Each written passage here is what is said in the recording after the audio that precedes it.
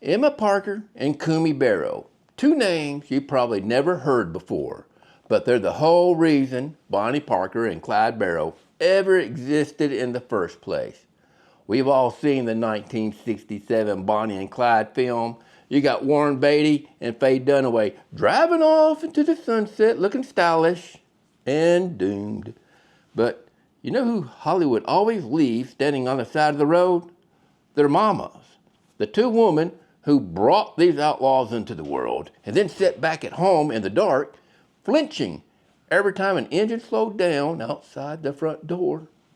Well, I'm Mr. V, and welcome back to the Hidden Lens. Today we're looking at Emma Parker and Cumie Barrow. While their kids were tearing up the highways of the American South, these two mothers paid the bill in surveillance, public humiliation, and actual jail time. We're going straight into the public enemy era that produced the folks like John Dillinger and Pretty Boy Floyd and Ma Barker to see what being their mama of the Americans' most famous criminal couple actually cost them. Now, to understand how deep this thing runs, you have to look at where these families come from. In the 1920s, Cumie Barrow moved her family across the Trinity River and into an area that most people didn't even call a neighborhood. They called it the Devil's Backyard. It was a lawless, swampy, disease-ridden squatters camp full of folks just trying to survive the lean years before the Great Depression officially kicked off. There weren't any paved roads out there, and there sure wasn't any city water. So for months, Cumie was raising her 7 children under a canvas tent pitched over an old wagon framework. The floor was just dirt, and that dirt turned into mud every time it rained or the river overflowed its banks. So think about this for a minute. One mother, 7 kids, in a tent with no plumbing. Holy shit. And the constant threat of typhoid hanging over the whole thing. Eventually the Barrows upgraded, and I'm using that word real loose, to a 3-room concrete filling station on Singleton Boulevard. No matter how I try to say that, it does not sound like they're moving into the Beverly Hills with the hillbillies. The family lived in cramped quarters right behind the garage bays. The smell of cheap gasoline and motor oil just soaked into the walls and into the bedding. And I've been a grease monkey before, and I know how that motor oil smells. It's not too hard to wash off after a while. This was Cumie's domain.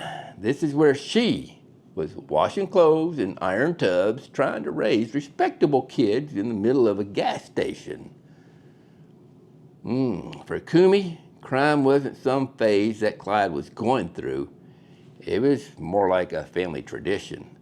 Out of her 7 children, only 2 of her daughters managed to ever end up not in a police lineup. While Clyde was robbing banks, his older brother Buck, and that's Marvin, Irvin, no, I'm getting confused with my cousins.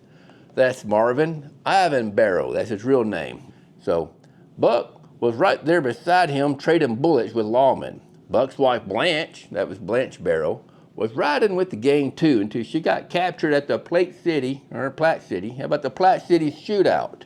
That's the same shootout that Buck took some rounds, bullet holes to his head, and that kind of hurt, and I think he passed away, Another son, Jack Barrow, was already sitting on a 99-year sentence for murder, and before Clyde ever fired a shot at lawmen, the brutality he went through at Eastham prison for him, you gotta have something to blame, right?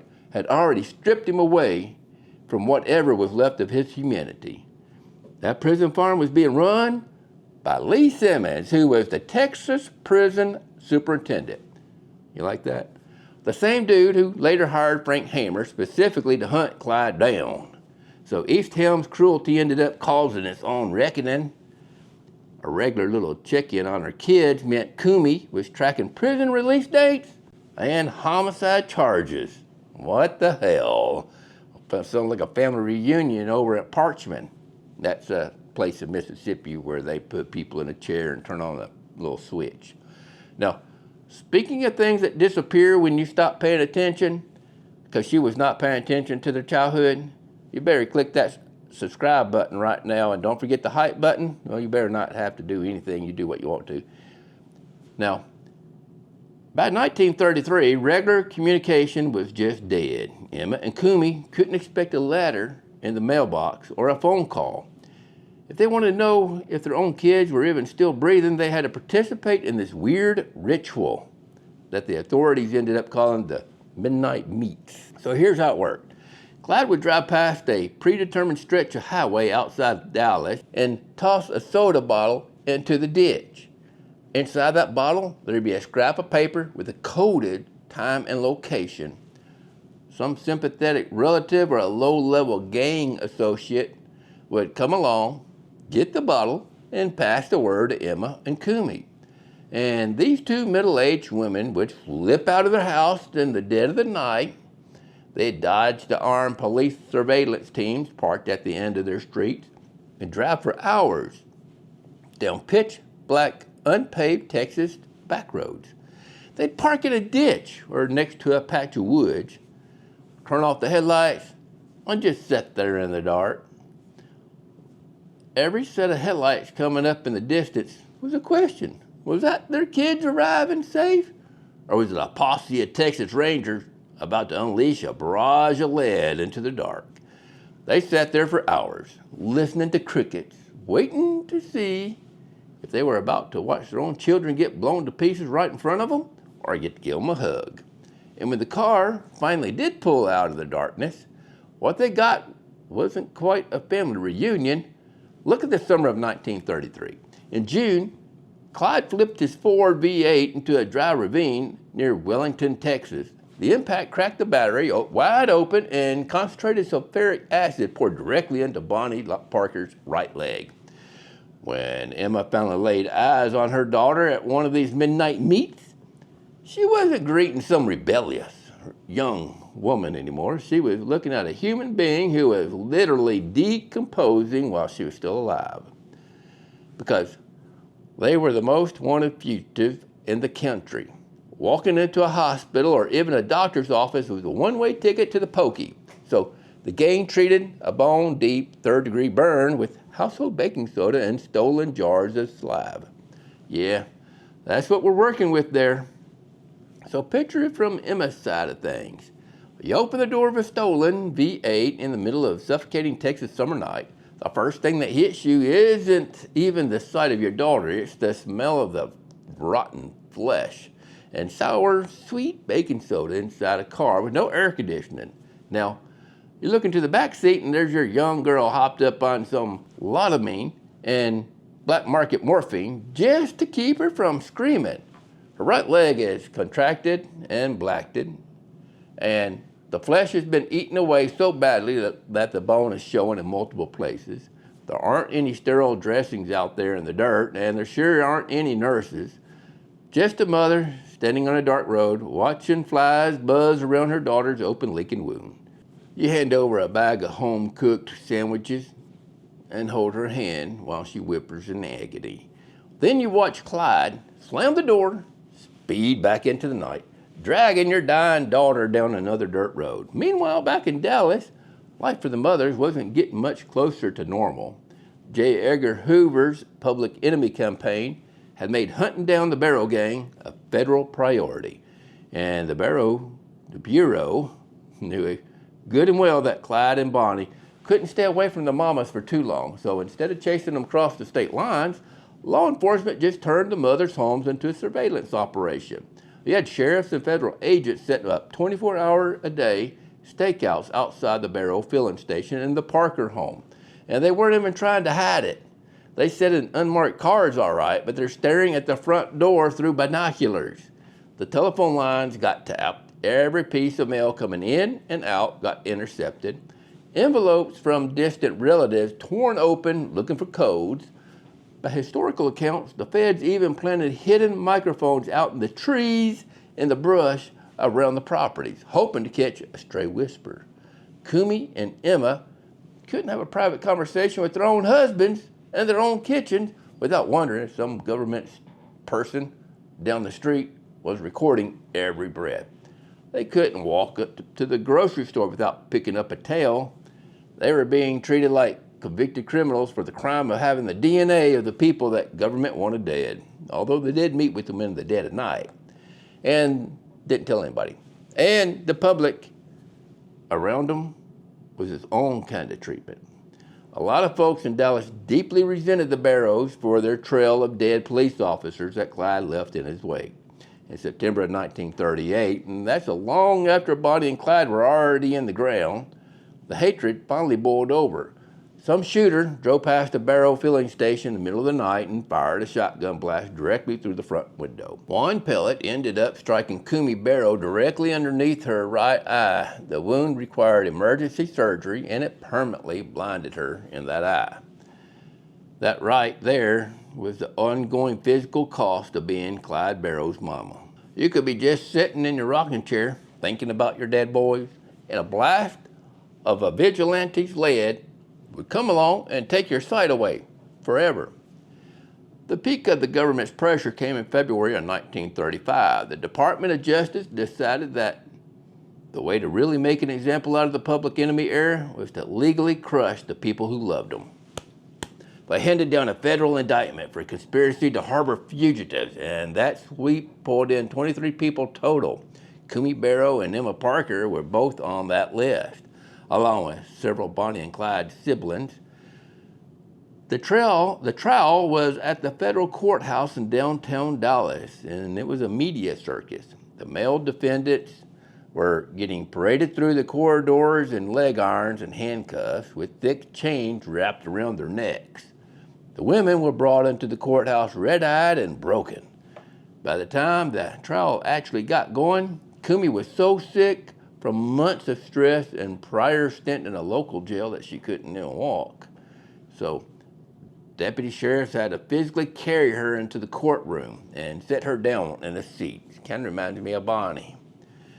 The prosecutor wasn't just sticking to the facts of who handed Clyde a sandwich or brought him a bottle of medicine for Bonnie.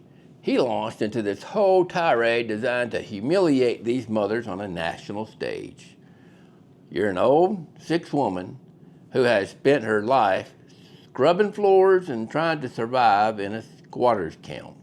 Your sons are either dead or locked up forever, and now there's a federal prosecutor standing in front of a packed room of reporters telling the entire country that your existence is a disgrace. When Cumie finally took the witness stand, she didn't beg for mercy. She didn't play the victim card either, though. With those red, tear-filled eyes of hers, she refused to apologize for seeing her own boy. She made it crystal clear that no matter what Clyde had done, he was her son and her flesh and blood, and her love for him wasn't going to be broken by some federal indictment. The all-male jury found everybody guilty across the board, of course, and at sentencing, the judge actually hesitated when he looked over at Cumie. He suggested a 60-day jail term, then he paused and asked her if she thought that was fair.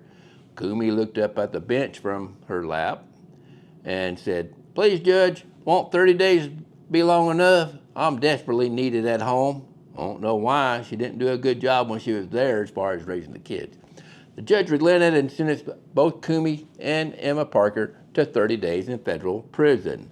As far as that statement I said about the allegedly not doing a good job raising the kids, I think I should say allegedly, so let's say it.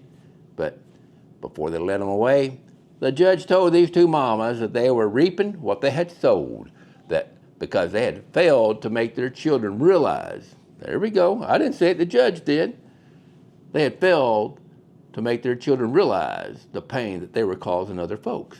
Now, they had to feel the pain of every mama whose child had been murdered by the Barrow gang. And the courtroom humiliation is nothing compared to what came on May the 23rd, 1934. Frank Hamer and his posse, that's the same lawmen that Lee Simmons had personally pulled out of retirement to put a stop to all this. They got aided by the betrayal of Henry Melfin's daddy, Avery Melfin, had cut a deal with the Louisiana authorities to save his son's skin. They unleashed 167 rounds into a stolen gray Ford V8 on a back road in Bienville Parish, Louisiana, just outside of Gippsland. The lawmen thought they were ending the story right there. But for Emma, Parker, and Cumie Barrow, the real climax of all this nightmare was just arriving at their front door. Have you ever seen the 2019 Netflix film, The Highwaymen, with Kevin Costner and Woody Harrelson? Ooh, those are good guys too. They were playing Hamer and his partner Manny Galt. Well, you got a version of that ambush, but neither film spent much time on what happened next, back home with the mamas. The moment the radio said Bonnie and Clyde were dead, Dallas just went wild. The mama's grief wasn't allowed to happen in private. It got turned into a sideshow. When Clyde's body got transported back to the Barrow filling station on Singleton Boulevard, a mob of more than 10,000 onlookers swarmed the property. Now, they weren't there to offer any condolences. They were trampling through Cumie's flower beds, climbing onto the roof of the garage, and pressing their faces up against the window of the living room, trying to get a glimpse of the mamas weeping over a casket. The next day, the funeral home handling Bonnie Parker was twice as bad.